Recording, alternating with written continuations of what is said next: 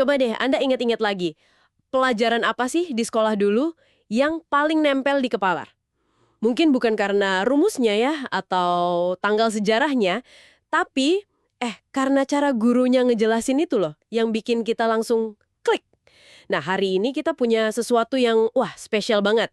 Di depan kita ini ada semacam cetak biru. Cetak biru dari sebuah ruang kelas di Indonesia. Ini namanya Rencana Pembelajaran Mendalam atau RPM buat pelajaran Bahasa Indonesia kelas 6 di SD Negeri 3 Sumengko. Dan ini bukan sekedar jadwal pelajaran biasa loh ya. Kalau kita baca nih dokumen yang disusun oleh Pak Adip Pugar Nuraga dan disetujui Kepala Sekolah Ibu Uun Yuniasari ini lebih mirip skenario film loh. Betul sekali. Jadi misi kita hari ini adalah ya kita mau bedah isi dokumen ini, kita mau lihat gimana sih caranya sebuah pelajaran yang kelihatannya simpel tentang unsur cerita, tapi di baliknya itu ada pemikiran, strategi, dan empati yang dalam banget. Kalau Anda pernah penasaran apa sih yang terjadi di balik layar sebuah kelas yang efektif? Nah, ini dia intipannya. Yang paling fundamental dari dokumen ini dan yang sering kali terlewat adalah titik awalnya. Rencana ini tidak dimulai dengan pertanyaan, materi apa yang akan diajarkan, tapi dengan pertanyaan yang jauh lebih penting. Siapa yang akan kita ajar? Tepat, siapa yang akan kita ajar? Nah, itu dia. Bagian pertama yang saya baca itu kesiapan belajar. Dan ini langsung, wah menarik perhatian saya.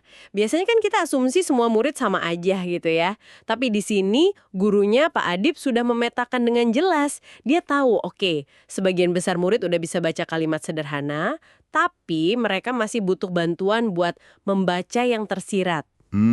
Untuk benar-benar menganalisis karakter tokoh gitu kan? Dan itu pengakuan yang krusial sekali, artinya guru nggak akan buang waktu ngajarin sesuatu yang udah mereka bisa. Betul. Tapi juga nggak akan langsung lompat ke materi yang terlalu sulit, dia tahu persis di mana harus mulai. Dan ini bukan cuma soal kemampuan akademis kan? Jauh dari itu. Bagian favorit saya di sini tuh pemetaan minat belajar siswa. Dokumen ini nyatet hal-hal kayak sebagian siswa suka cerita fiksi tentang teman sebaya, sementara yang lain lebih tertarik pada teks informatif, sejarah misalnya. Oke. Bahkan cara mereka berekspresi pun beda. Ada yang jago kandang kalau diskusi lisan, ada yang lebih bersinar kalau dikasih tugas nulis. Ini detail yang luar biasa. Dan detail itulah yang menjadi fondasi dari apa yang kita sebut pembelajaran berpusat pada murid. Pemilihan teks cerita Aku Anak Indonesia itu kemungkinan besar bukan pilihan acak. Bukan ya? Bukan. Itu pilihan yang disengaja karena guru tahu cerita tentang pengalaman sebaya itu bakal kena di hati sebagian besar muridnya. Pelajaran dimulai dari dunia mereka, bukan dari dunia kurikulum yang kaku. Ini memastikan dari menit pertama mereka udah merasa, wah, ini buat gue. Jadi, guru ini udah punya peta yang sangat rinci ya tentang pikiran dan minat murid-muridnya. Pertanyaannya, gimana peta ini benar-benar dipakai buat merancang perjalanan belajar di kelas? Nah, disinilah bagian langkah-langkah pembelajaran jadi sangat menarik. Betul, karena disinilah kita melihat bagaimana diagnosis awal tadi diterjemahkan menjadi aksi nyata. Oke, kita mulai dari 10 menit pertama, kegiatan pendahuluan. Bukan cuma doa dan absen ya, ada yang namanya apersepsi, di mana guru nanya tentang pengalaman murid ketemu teman baru. Ini kan langsung nyambungin tema cerita dengan kehidupan nyata mereka. Tapi ada satu hal kecil yang menurut saya idenya brilian banget. Permainan satu kata. Ya, saya juga suka bagian itu. Siswa diminta nyebutin satu kata yang ngedambarin perasaan mereka saat itu. Contohnya, senang, penasaran, semangat. Ini kan kelihatannya sepele ya, tapi dalam 10 detik suasana kelas bisa langsung cair dan setiap anak merasa didengar.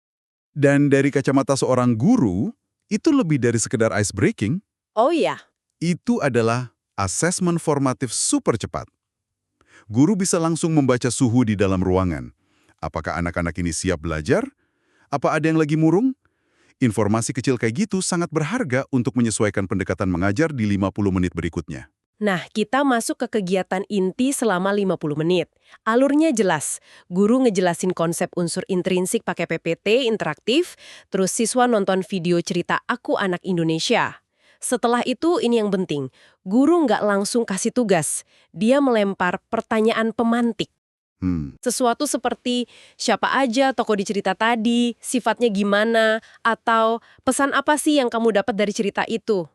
Kenapa langkah ini krusial? Kenapa nggak langsung aja ke tugas menganalisis? Karena pertanyaan pemantik itu fungsinya seperti kail.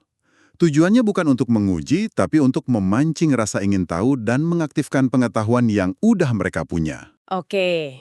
Jadi sebelum diminta menyelam ke analisis yang dalam, mereka diajak dulu buat mencelupkan kaki, ingat-ingat lagi ceritanya, dan berpikir secara permukaan. Ini membangun jembatan kepercayaan diri. Masuk akal? Setelah dipancing, barulah mereka dibagi jadi beberapa kelompok untuk diskusi, menganalisis unsur ceritanya, lalu presentasi. Tapi, ada lagi satu detail kecil yang menurut saya dampaknya besar. Di sini tertulis, setelah setiap kelompok presentasi, guru memberikan bintang apresiasi atau stiker kecil. Nah, itu detail yang sangat cerdas. Itu menyentuh prinsip inti psikologi anak, umpan balik yang langsung dan nyata itu.